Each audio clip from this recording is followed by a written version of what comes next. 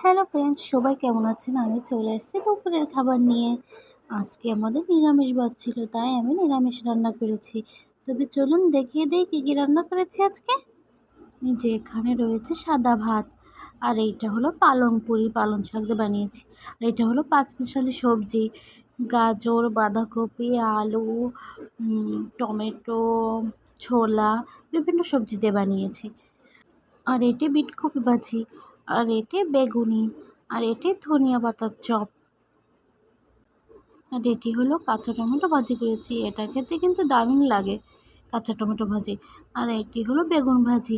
আর এখানে রয়েছে সেই গাঁদা ফুলের পিঠা, সেই গাঁদা ফুলের ভাইরাল পিঠা।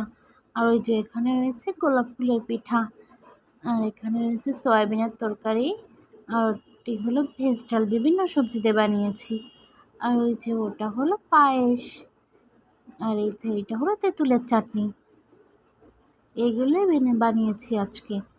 আমার ভিডিওটি যদি আপনাদের ভালো লেগে থাকে তাহলে প্লিজ লাইক, কমেন্ট, শেয়ার করে দিবেন। আর আমার পাশে থাকবেন সবাই। ধন্যবাদ সবাইকে। Bye bye.